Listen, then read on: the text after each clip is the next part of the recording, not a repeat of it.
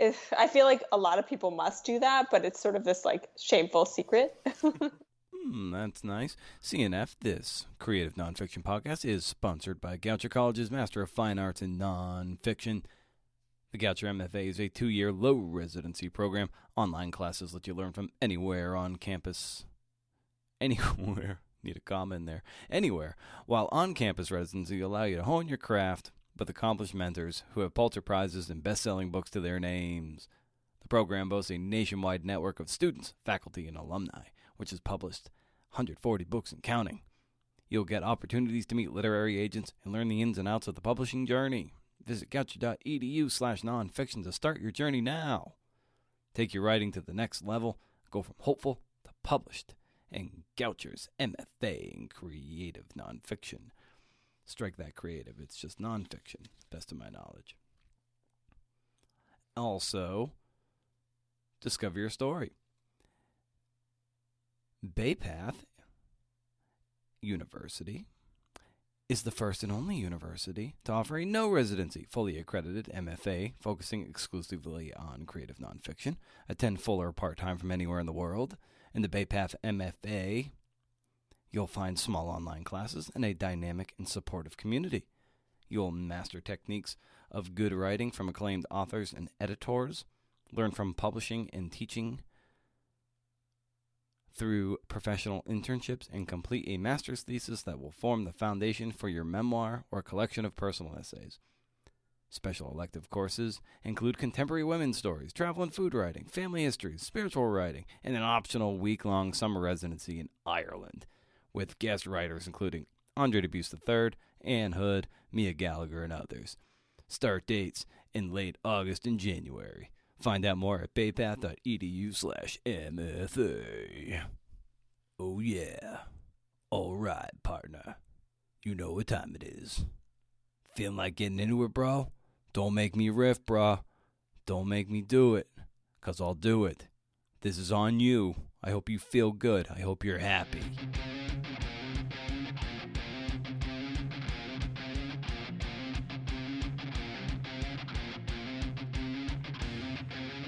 Recording this on the 4th of July, 3 days after my birthday, 2 days after Jose Canseco's birthday, Bash Brothers. This is CNF, the creative nonfiction podcast where I speak to badass writers, filmmakers, radio producers, and podcasters about the craft of telling true stories. We chart their path to where they are today and dig into how the hell they got the work done. Sounds simple, but man, can we unpack some baggage. Today's guest is the brilliant and enviably young Allie Rowbottom, author of Jell-O Girls, A Family History. Title sounds cute, but this gets into some shit, man. Strap on a safety harness for this ride. Boom, we'll get to her. Hey, you gotta do the thing. You gotta go subscribe to CNF where you get your podcasts.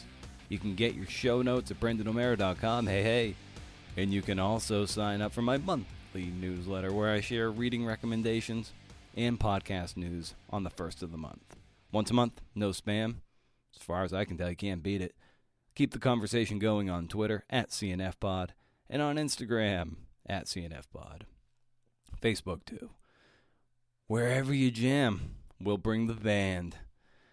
Consider leaving a nice review on iTunes. I got a couple more as birthday presents, and I could always use a few more. I'd love to hit 100, and we're 32 ratings and reviews away. Nothing's going to change at 100. I'm probably not going to feel any different. I know that for a fact. It's like if you get a book deal and you've been striving for that, and then you finish the book and you're like, what is this? I don't feel any different. The fact is, the process is the reward, and that external validation means nothing. But 100 reviews, that sounds awesome. I would love to see it. But it's a badass number. Yeah. So if you have a moment, I sure as hell would love that as a B-Day present. Level 39. On an abstract level, this is pivoting a little bit. I always thought it was a good idea for any writer to be an editor at some point. I think when we're in the myopia of our own writing and we're trying to sway editors to buy our work and we don't hear from them for a long time, and then we start getting all pissed, like, come on, like, how come they can't return a damn email or write something back that's a little more thoughtful? Then we're just going to pass on this.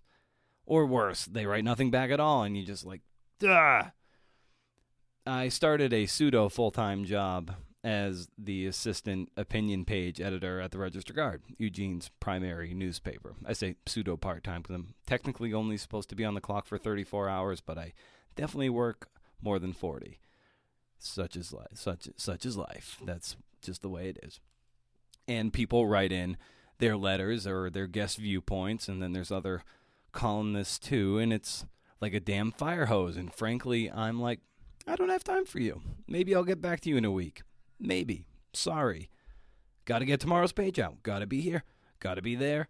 It's the nature of the beast. So the one thing I knew editors dealt with is really hitting home. I don't mean to lecture, but editors have 99 pressing things that need to be done yesterday. I don't know what else to say other than, I feel you, brah. Okay. Allie Rowbottom, where to begin? She's a boss. And her book, Jell-O Girls, is a family history, and she's part heir to the Jell-O fortune from the sale of the company decades ago.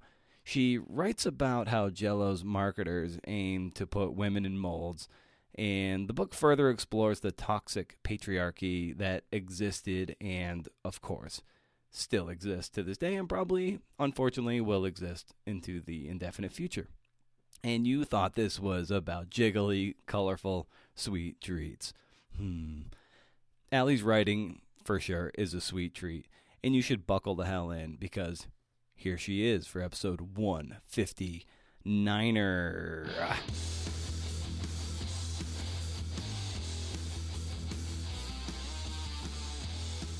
I think a fun place to start might just be to simply ask you how you got the writing bug as a young person coming up and developing. And I was just wondering, like, how did you take this on as probably a hobby or something for fun early on, and then watched it turned into something that you could make a go of it with?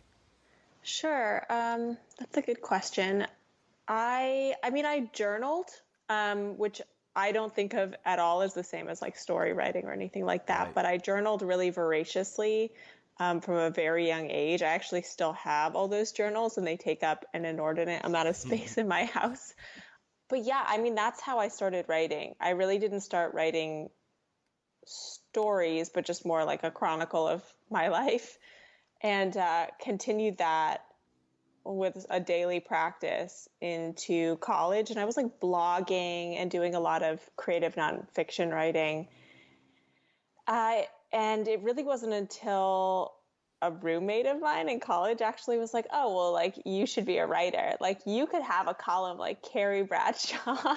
And I was like, oh, that would be perfect. That's totally what I want to do. I can't believe I hadn't identified it until now. And then I started taking fiction writing workshops, and it grew from there. So I guess that's the long answer. And the short one is that I came to it, I guess, kind of late, but I was doing it the entire time that I was in the process of coming to it, if that makes sense. Oh, yeah. My journaling practice started when I was 16, and it was called the O'Mara Chronicles. And to this day, which is still what I call my journals, and I've kept it up ever since. So going on, 23 years or whatever it is. So when did you start journaling? At what age?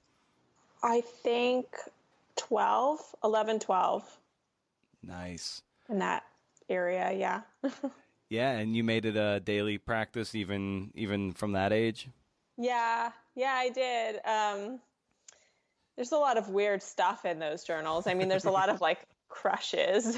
Of course. But yeah, I mean, to me, that's still serious writing. So give my young self props. Right. And what form did the blogging take when you were in college? It was similar. It was a lot of sort of processing whatever it was that was going on for me, and sort of like new agey spirituality talk, and maybe weaving it in with stuff about like fashion or what I had been reading at the time, that kind of thing. It was like sort of pseudo-lyrical essay, but I didn't really know that term or anything about it yet. I was just braiding, I guess, before I even knew what that was. Yeah.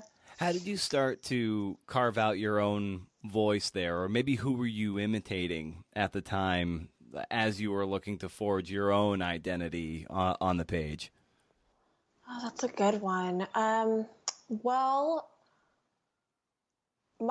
honestly, my voice feels very natural to me on the page. I think probably because I did journal for so long.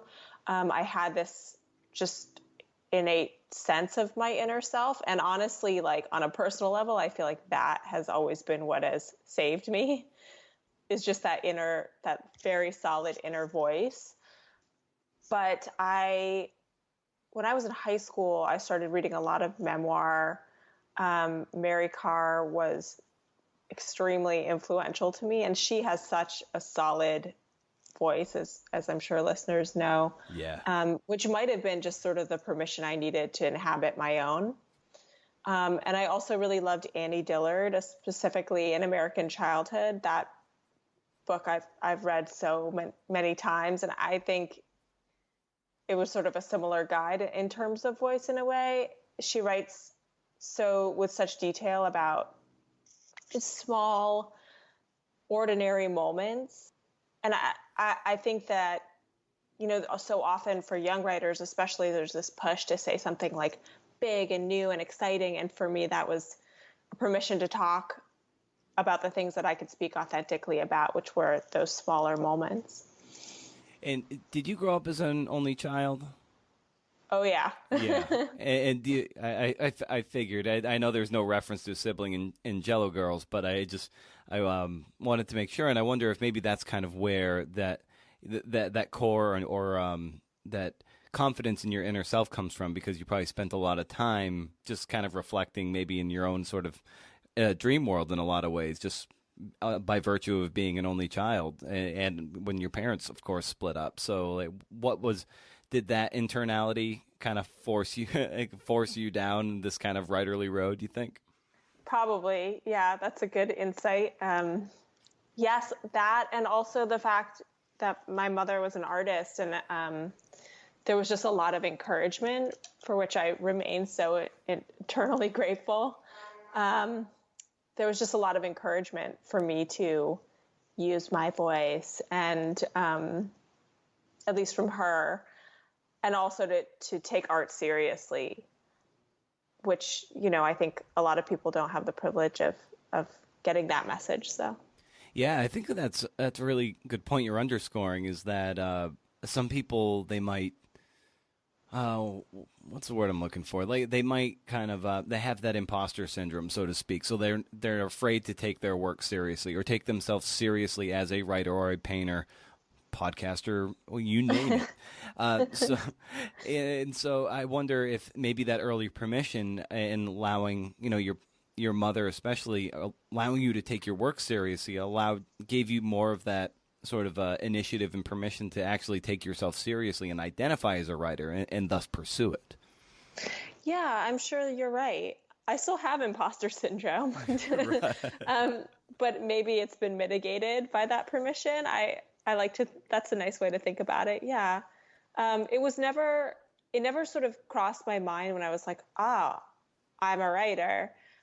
I mean, I didn't call myself a writer, and I do now, but when that sort of first crossed my mind, I never took a pause and thought like, oh, well, maybe I can't do this, or maybe this isn't a legitimate career. I think I just knew that it was. I remember, so I kind of came up in newspapers, and even when churning out stories, I never really considered myself a writer, even though I did it routinely. And it wasn't until I had an essay published in an online literary journal, when was this? Have been maybe 2007 or so, that felt like writing. So at what point did you feel like you could comfortably identify yourself as a writer? I think probably once I got into a PhD program and somebody wanted to pay me Mm-hmm. to better myself writing wise, and to teach writing to other people, and maybe even sort of further into that program when like I got more financial reward for it. I think Mm-hmm. like as trite as that sounds, it made me feel like, oh, I have a legitimate future in this. Like I can make a quote unquote living off of my work. So I'm going to call myself a writer now. Yeah. And how do you process that the imposter syndrome that we just referenced, that you still feel it, even with a wonderful and brilliant memoir like this, and the reviews and essays you've written, and of course all the wonderful teaching to do wherever you cross paths with your students? Like, why do you still feel like you wrestle with that?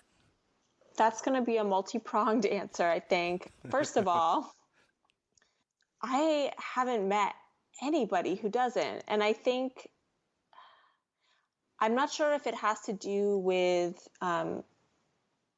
admiring other people's work and comparing oneself, which is truly the death of creativity. That's a big theme on this show, by the way. Talking to people about the comparison Olympics and everything. But yes, please carry on. We'll expand on that. Yeah, I mean, fueled by social media, of course. So, I haven't met, especially, I mean, this is such a discussed and almost secretive topic amongst debut authors, is just the internal torture that many people feel, not just in terms of being an imposter, but also of this thing happening that we've wanted and worked for, and then it's sort of feeling like nothing's changed.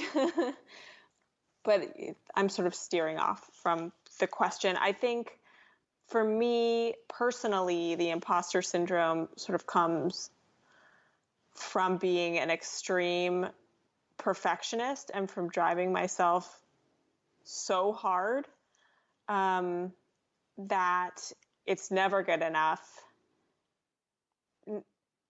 It's hard to take those moments to pause and appreciate and see that it actually is good enough because there's a mechanism inside of me that just sort of defaults to it not being good enough and to me not being good enough. So, I mean, that's my life work probably, is just taking a minute before I launch into self-flagellation. And like I said a moment ago, the comparison's a big theme on the show, comparison and jealousy. I love diving into that. It's something not a lot of people talk about. It's something that festers inside me, and it's a reason I started this podcast several years ago, to kind of actually work through it, to celebrate other writers and creators, and channel that bile into something that does a bit more good. And I still wrestle with it, but it's definitely better. And I wonder, if you catch yourself in those comparison Olympics and those feelings of envy and jealousy, how do you go about processing that energy and trying to channel it into something productive for yourself, or maybe your community and people in orbit around you? First of all, that's so evolved of you. Kudos to you. Oh, thanks, Allie. There's, again, two answers to this question. Firstly, I work. I work really, really hard and by that I mean I write. So when I start to feel lesser than or jealous, I just throw myself back into the work. And I think part of that comes from the fact that the jealousy for me comes from seeing other people having that second book deal, or whatever, bestseller stat, whatever it is that I think that I need in order to be okay in the world, I guess. So when I see that, I guess I just turn back to whatever my project is and start like working even harder to try to catch up. I don't think that that's necessarily productive or healthy. I think that oftentimes like drives myself and my spouse crazy. But it is how I cope and how I have coped in the past year or so. But then also I think like probably the healthier route and certainly the more, I guess the healthier route is teaching and giving back. Sort of takes one out of that solipsistic jealousy spiral. And yeah, sort of like the reason that you started the podcast. Yeah, that's, and often when I've had Glenn Stout on the show, he's a great editor and author, series editor for the Best American Sports Writing and so forth. And I think the very first time he was on the show, this was a couple years ago, he said like nothing about this game makes any sense. And he's like, basically all you can really control is your effort. And that is all. And it sounds like that's what you do. You put your effort in the controllables, which is the degree to which you're willing to wake up early and just grind on a draft or whatever you're working on. So it sounds like you channel it, you get yourself on the treadmill, so to speak. If they're running faster, well, I got to train harder, so to speak. Absolutely. That is totally my MO. And I mean, it's an oft repeated adage for writers. It's just like talent's not enough. There's a lot of talented writers out there. You have to have like talent, you have to have luck, and then you have to have drive. And I don't know. I just feel like, well, I can have drive. Mm-hmm. What does hard work and rigor look like to you? How do you define it, and how do you know that at the end of a day of being at the computer that you can look back on it and be like, that was a good hard work day that I can feel good about? I mean, it's hard to control for sort of the emotional ups and downs of the writing process, because it's like I can, right now, I am lucky enough to be able to many days sit down and work for 4, 5, 6 hours at a time.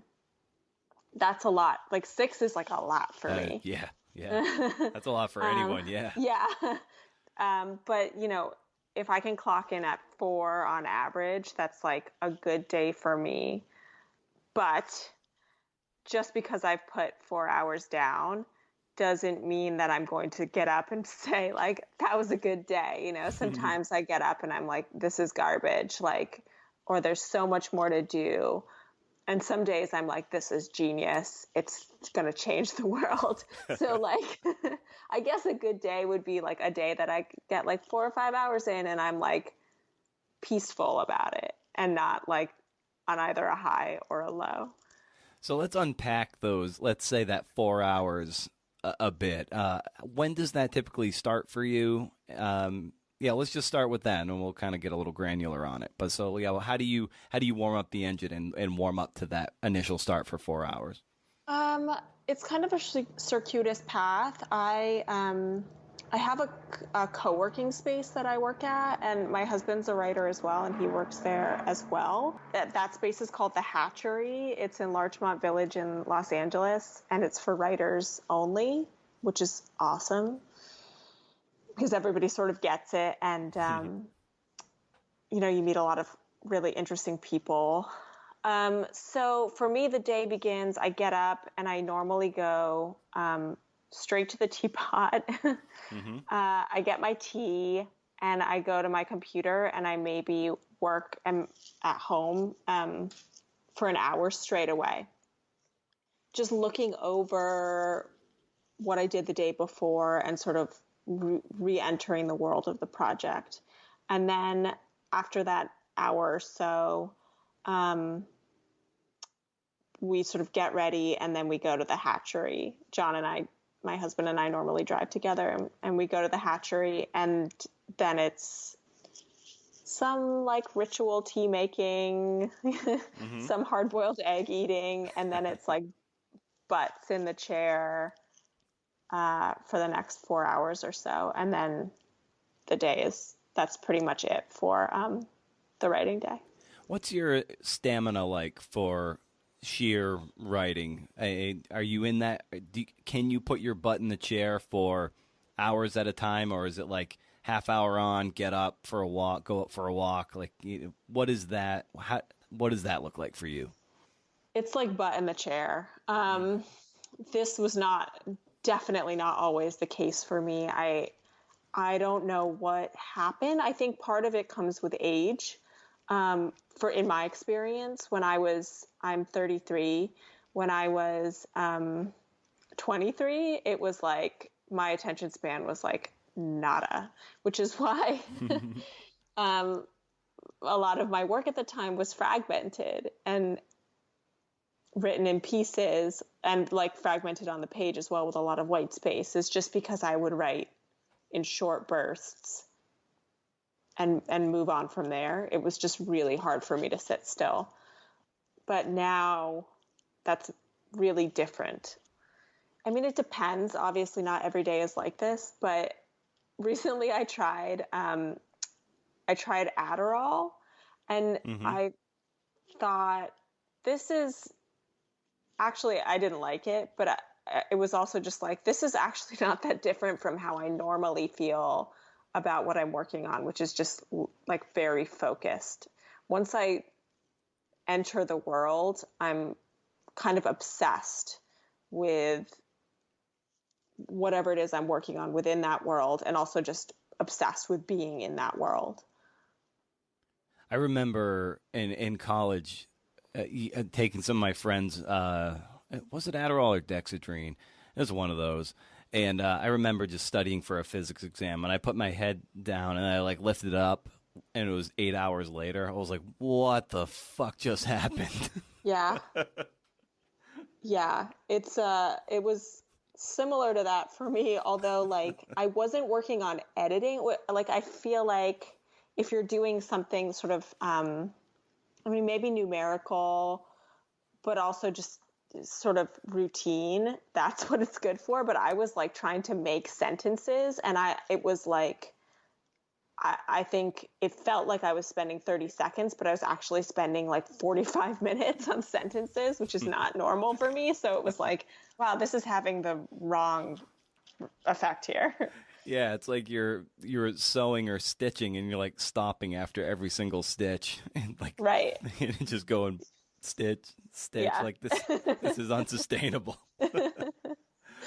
It's funny you spoke about how the writing was kind of like in these kind of quick bursts, and your essay Cut the Bones, and even in Jell-O Girls, you have these almost like a slideshow or these little blocks, chunklets throughout the whole thing. And what about that strategy for writing? Strategy might be the wrong word, but what about that style of writing, say that essay, which is like really short in terms of those sections, and also the book? What about that appealed to you just from a storytelling tactic or tool?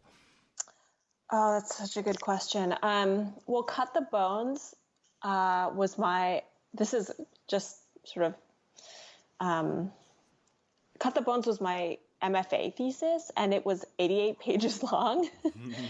And I ended up cutting it down to like, I don't know 10 pages of fragments. So it's just sort of a funny anecdote about writing itself. That happens to me a lot. But I think that, especially when I started Cut the Bones at CalArts, I was really interested in techniques to render trauma and to perform traumatic experience and traumatic memory. And, I think so much of memory itself is fragmented and does come to us in those bursts of image that sort of cut away and then cut to something else. And then specifically with trauma,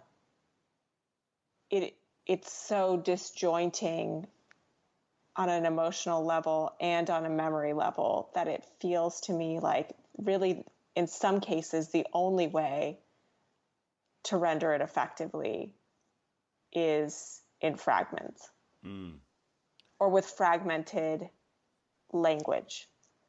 In some of my research, I read that, this is specifically, I think it was dealing with how you coach along classes or workshops and how you want people, and something that really disappoints you is, like, say you were submitting your work and then the teacher or the professor wasn't prepared, and you're like, preparation is really key going in to try to improve everybody's work. And I wonder, does your preparation look like when you're really breaking down a piece to try to elevate it, be it your own or somebody else's? Like, what does that degree of preparation look like for you?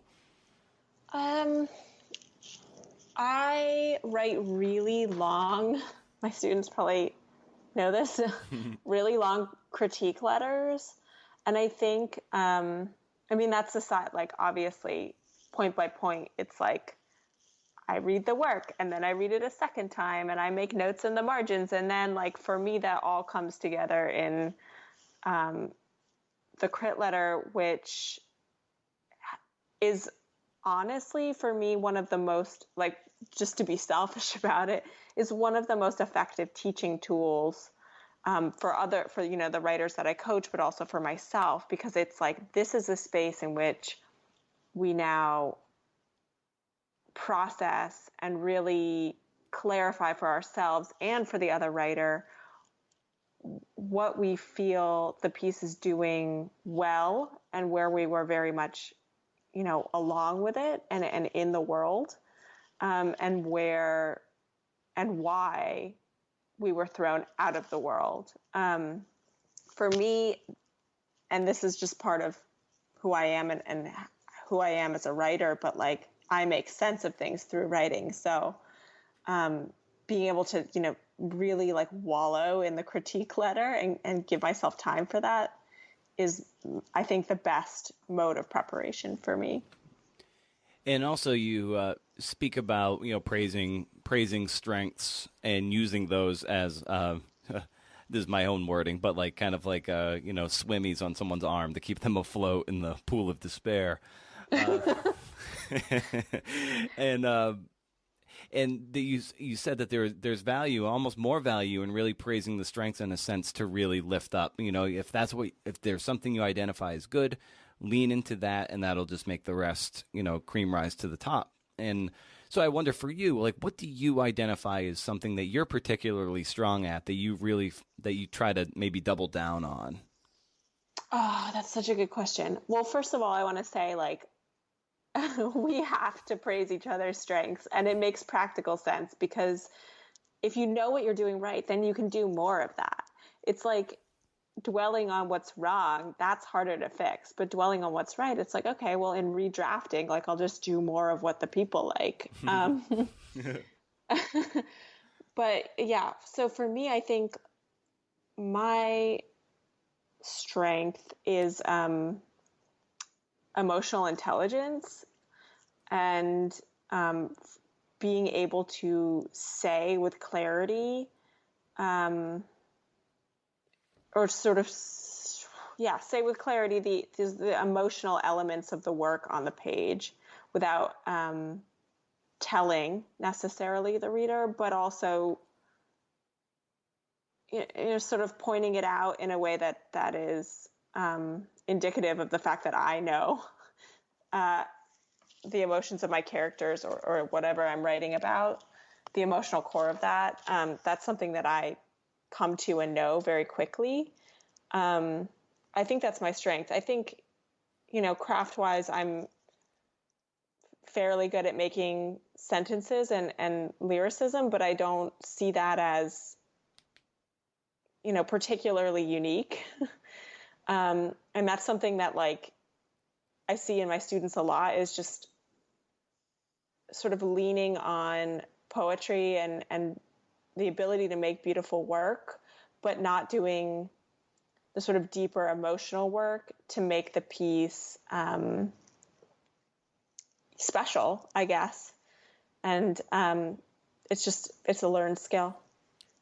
And likewise, on the opposite end of that is, like, of course you don't want to dwell too much on weaknesses, but at some point it probably does behoove anybody, whatever their craft is, to level up some of those weaknesses to your strengths. And what might you identify as something that you struggle with that you don't want to ignore, and you want to pull that up to the level where you feel confident, as you are with the emotional intelligence on the page? Oh my gosh, structure, plot, conflict, all of like the nuts and bolts that like other people seem to have learned at some point. I read a ton of craft books at this point. Like I mentioned, my husband's a writer, he does as well. And I think like, they're so essential, like stuff that like I recommend to my students and they're like, basically like, that's for babies, you know? But, I need it, man. Like I need to see like a template for how to make a story arc. If left to my own devices, I will just basically write for pages and pages about like feelings. So yeah, I mean, definitely my weakness is structure. And for a book like Jell-O Girls, that came dead last for me. The Jell-O Girls was for years much sort of dreamier and more meditative and slippery with time than it ended up being. And I've said this before elsewhere, but as much as I liked that style, it wasn't giving me the scaffolding to address everything in the book that I wanted to address. And it was only once I took everything I had and just put a very conventional, straightforward structure onto it and made it conform to that I was able to reach in other ways. And I mean, that was such a lesson for me. And it's something that I harp on a lot with my students, is just that there needs to be a grounding force, be it structurally or in terms of language, motif, something that pins the reader down and then allows them to go with you when you want to stretch out elsewhere.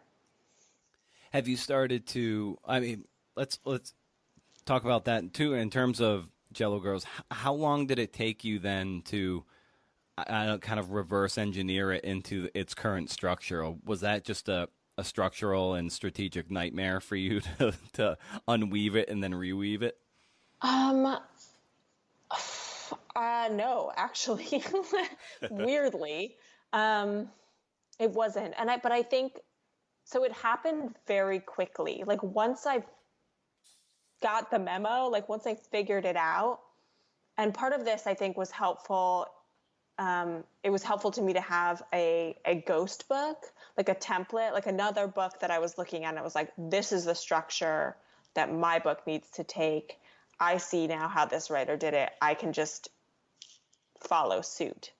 Maggie Nelson has a wonderful craft essay about doing just that. And I think once I realized that other writers do that, I was like, oh my God, like that would have made this so much easier from the get-go. Do you know the title of that essay? I don't. It's in a Tin House craft book.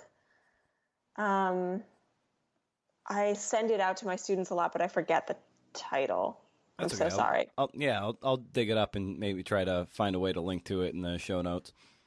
Cool. I can email you the title. But yeah, so once I sort of identified that, it was probably 2 months maybe of taking all the material I had and just sort of adhering it to this more sort of strict, I guess, narrative structure. So that the structure really is just like we open at the end and then we go alternating chapters forward through time, like we go back in time and then alternating chapters forward through time until we reach where we began. And it's just much clearer than it was before. And I think there's more narrative tension for sure. Yeah, and it's great. Like an editor I work with, he says, like, the reader needs these little handholds or toe holds on the wall, so to speak. You need to be able to hang on to something, and if you don't give them something to glom onto, whether that's just saying what year it is or something, and how old are you here, or how old is that person there, it's like the reader just needs something sticky, and then it just proceeds it's such a better experience for the reader, and that's what you're really going for in the end. Absolutely. And I think it's, I think this is basically the same way thing said as a different way, but I like to think of it as you're asking the reader to enter into this world with you. Anything that takes them out of the world, even if it's like a weird sentence or an awkward word choice or something that makes them furrow their brow and think like, oh, that's not clear. What year is it? Anything that takes them out is no good and needs to be resolved, because you want them to be in the world so fully that they can't stop turning pages and they read the entire book in one sitting. I mean, that's ideal.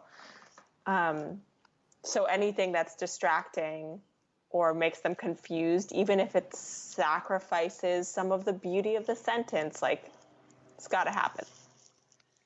Yeah, that's a really good point, because then ultimately you want, it's almost like if you're in a concert and then you're getting, like, you're really into the music, and then the drummer is offbeat or the guitarist like buzzes the fretboard. It's like, oh, you're just taken out of it right away, and instead it's just like, all right, simplify these things, and that way we can just immerse ourselves in the experience. Totally. And sometimes that means that, like, the guitar player does not get to have their solo and, like, show off, because it would ultimately be discordant. So, I encounter that, I think, a lot. I mean, everybody does with their own work and with student work, but sometimes, like, it's cliche, but, like, we do have to kill our darlings and, like, cut things that we're really enamored with linguistically in the service of the story. And when let's just say, when you were writing Jell-O Girls and getting right into the thick and middle of it, I like to call this part kind of the ugly middle of drafts, where you're too far away from the shore to turn home, and your only option is to just keep swimming ahead. And so, how do you grind and get through that middle part when, like you said, you're past the honeymoon stage and you just got to keep going? Well, this isn't like the most attractive answer, but honestly, I'm very, like, goal oriented and achievement oriented. So I want the accomplishment of having finished the book. Mm-hmm. And I want the accomplishment of having the book be good and having people read it and enjoy it. And that, it didn't drive me so much in the middle of Jell-O Girls, because I was writing it in the middle of a PhD program and I had a million students and a lot of other stuff to grapple with. But once my mom died, which happened sort of in the ugly middle of Jell-O Girls, there was a serious fire under my butt. I think to just avoid the just intolerable feeling of having lost her, but also to, finish the book, because she had wanted to write this book and to finish the book. And then, in subsequent projects, or my subsequent project, it's the, like, horrible jealousy that we talked about, and just the desire to have a second book and have it be good and not be a one book wonder and be taken seriously, and all those, like, annoying, ugly voices that are inside many of us. That's what's driving me. Yeah. And when your mother passed away, like, did it make the writing of this book harder, or did it free you in a sense? I think it freed me. Um, a lot of a lot of the sort of early material of the book had already been written. But I think it freed me. I don't exactly know how, though. It's an interesting question. Yeah, I wonder. Just because in a sense, it's like, her passing, and then you have to then continue to live with the material. In a sense, could have been stifling and just almost irredeemably painful to pursue the project. Or in your case, it seemed like it actually motivated you to push through in some way.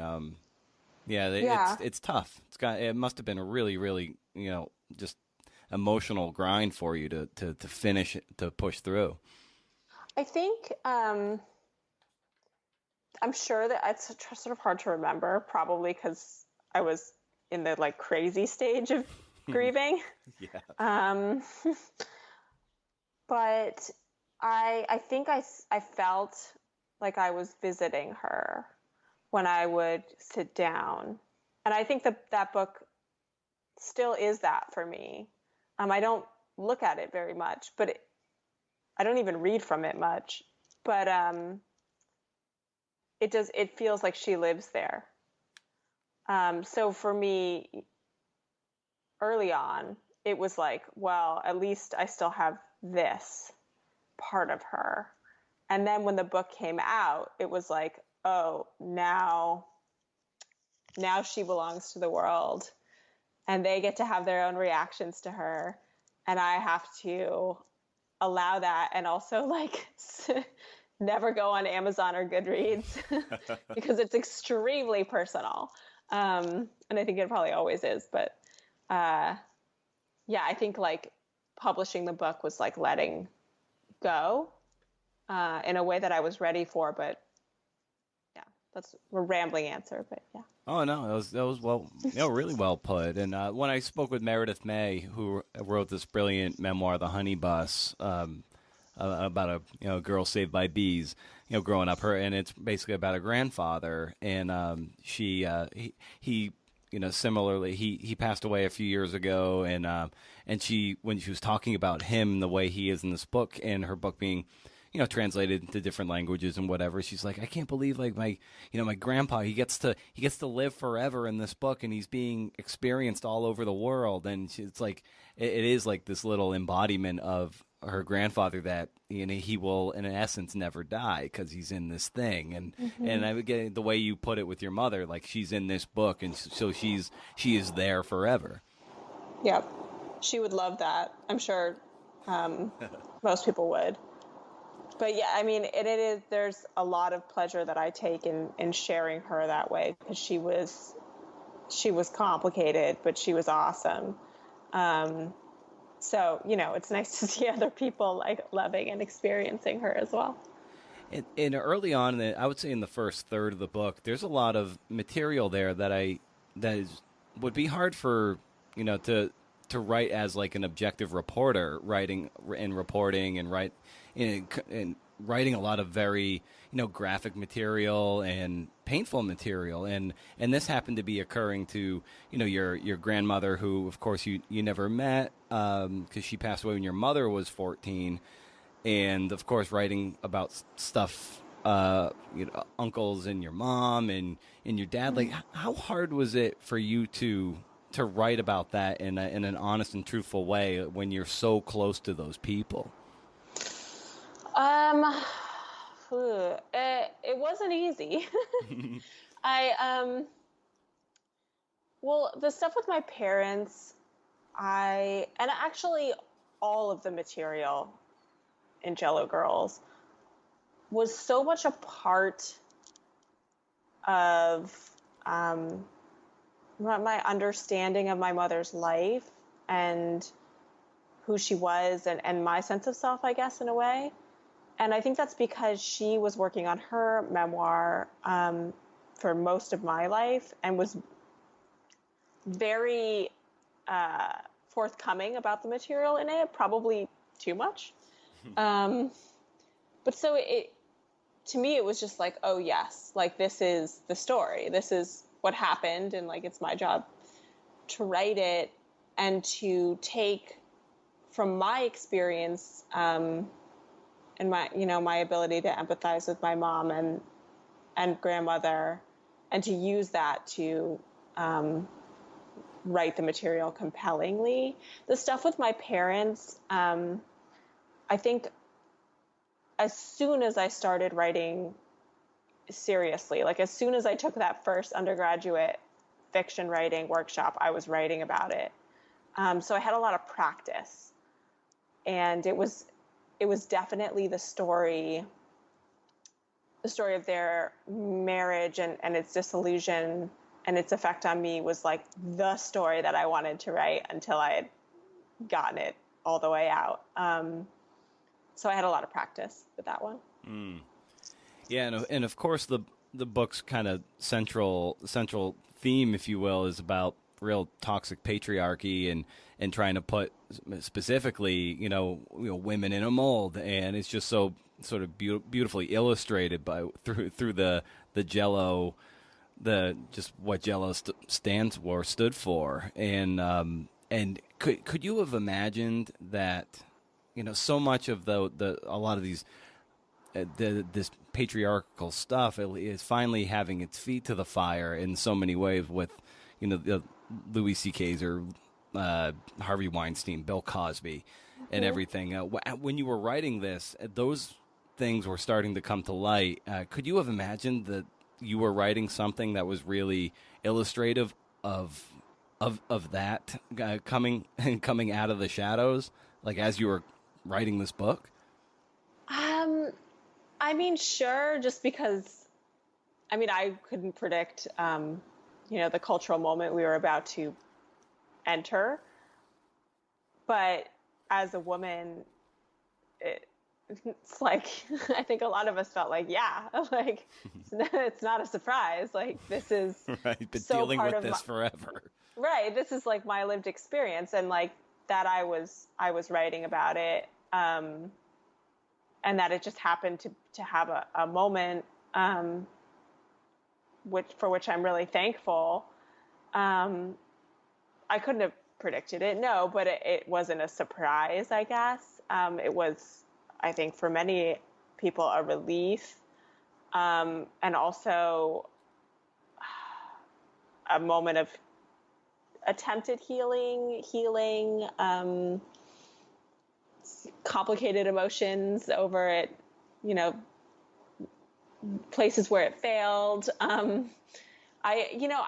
I see Jell-O Girls as like a perfectly timed book, and not by my own intention, but I don't see it brought up in conversation with the Me Too movement a lot, and that has kind of honestly been a disappointment, like just because I think it's all right there, and it just seems like an opportunity lost. But I mean, I know I couldn't have predicted it. Yeah, it just that. Let's see, like as you were writing and you're developing over as a writer in the last few years, what would you say that you're better at today than you were 5 years ago? Everything. Definitely everything.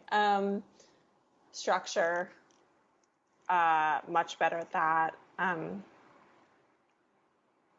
Conflict and sort of an idea of what I want to read and what the kind of work that I then want to write and be in conversation with. And yeah, you mentioned Dillard's American Childhood earlier as a book you reread. What are some other books that you constantly find yourself going back to remind yourself how it's done? Sort of like a mentor in book form, if you will. Oh my gosh, so many. I feel like just one among many and like a cohort of women writers my age, but Veronica by Mary Gateskill is my copy is like just destroyed because I've read it so many times, and just it's the kind of book that I can open it and go to any page and just like take a minute with it and get something out of it. Duras the Lover, another book where the cover has come completely off because I've read it so many times. I've written about this recently, but my mother's copy of Adrienne Rich's Dream of a Common Language is like basically my most prized possession. Her notes are in the margins, so it's like, I mean, that it's just precious to me. And I can again open any page and hear both Rich's voice, but also my mother's. So it feels like my two angels speaking to me. And then I love Maggie Nelson. Bluets is one of my favorites. I'm sort of looking at my bookshelf right now. Joan Didion. I could go on. Yeah. There are so many. It's great that you're listing just a cohort of just brilliant, just such brilliant writers, and that you can just go to them all the time. You don't need to get even if you could have Didion on the phone. It's just like, well, you know what, the work is gonna speak to me louder than maybe she could, and like it's just so great that you can turn to that in a moment of despair, which, as we all know, happens on almost daily basis. Mm-hmm. Actually, also sometimes this is like, I have no secrets. I like if I'm feeling really just sapped of confidence, I will like repeat to myself in my head, I am Rachel Kushner. I am Rachel Kushner. As I make sentences or like, you know, approach a reading that I'm nervous about or something like that. Cause she just always seems just personally so chill and confident. And I love her novels. And I just love her identity as a writer so much. So I'm just like, oh, if I can just like inhabit that degree of chill genius, just, you know, shine it on for a while, like I'll make it through this reading. Okay. I kind of do that too, if I'm reporting on a story or preparing for a podcast and I'm interviewing someone who's a hero or just a titan, and I get a little freaked out. It's just like I kind of look to other people just like you, and I kind of like, how would they handle this? They can handle it. I can handle it then too, and and just kind of have you know, what would fill in the blank do, and then that kind of helps me. So it's great to kind of hear you echo the same sentiment. Yeah, I feel like a lot of people must do that, but it's sort of this like shameful secret. Right, exactly. And we want to pull the curtain back on that here. It's the way that people don't feel as lonely and don't feel like a freak any more than they already are. Seriously. And I mean, that to me is like what literature is there for too. I don't know. I feel like the page is the place where I feel like I can put every shameful thought, secret, like the darkest parts of myself go into my writing and onto the page, which is crazy because, you know, ideally it goes out into the world and then everybody reads it.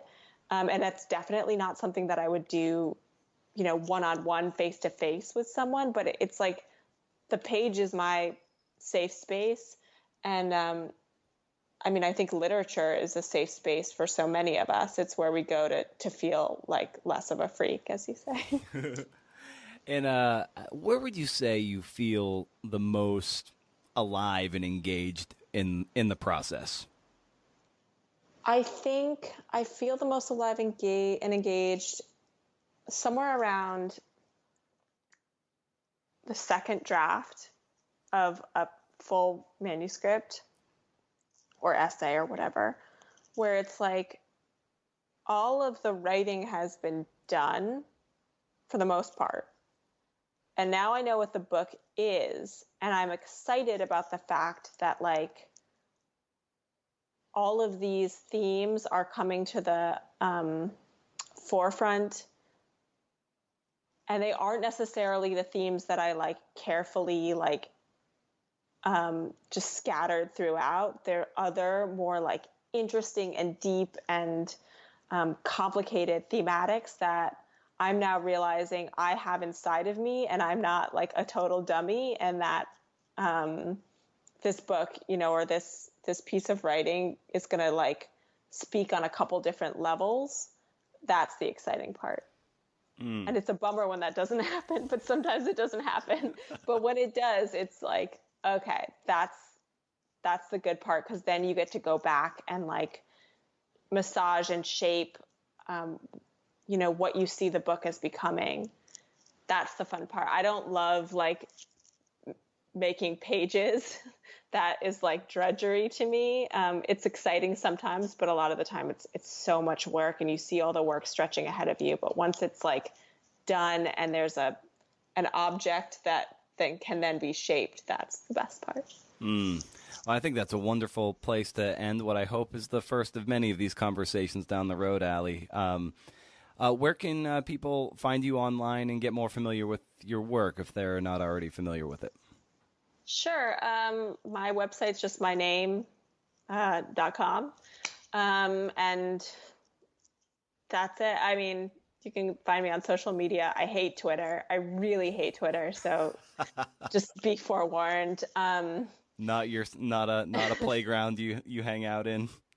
Oh, it makes me feel horrible. I hate it so much. So just know that, world. I hate Twitter. But you can find me there. And yeah, I don't know. Jell-O Girls is available. Ask your independent bookstore for it. It comes out in paperback on the 9th of July. So, oh, wow. That makes it nice and light and affordable. That's fantastic. Well, the book's been out about a year. It's an amazing book. I can't recommend it enough. So it's great to get to talk to you about your writing and, of course, about the book. And Allie, thanks so much for doing this. Let's promise to do this again when something else comes out of yours. Can't wait. Thank you so much. I had a great time. Okay, that was great, right? I think so. Am I going to say anything else? Am I going to say anything different? If I didn't think it was great, I probably just wouldn't say anything. That's not true. It's all great. It's all great. Allie is right up there, if you ask me, with like Leslie Jameson, Maggie Nelson, etc. You're going to want to buy stock in Rowbottom. Just buy now. She's already on the rocket ship, but you might be able to grab on. Thanks to Goucher's MFA in Nonfiction and Bay Paths University MFA program in Creative Nonfiction for the support. I don't know why I'm butchering the ad support today. I don't know, because I got to go see some fireworks or something. Keep the conversation going on Twitter by tagging the show at CNFPod and me at Brendan O'Mara. We'll get the band together and play some covers. It's just what we're going to do. Be sure to subscribe to the show wherever you get your podcast, and head over to BrendanO'Mara.com, for show notes, and to sign up for the monthly newsletter. First of the month. That's when it goes out. You missed this one. You missed July's. But sign up now. You'll get August and beyond. And if you unsubscribe, I take it really personally. Okay, now what? I think that's it. I think so. So remember, if you can't do interview, see ya.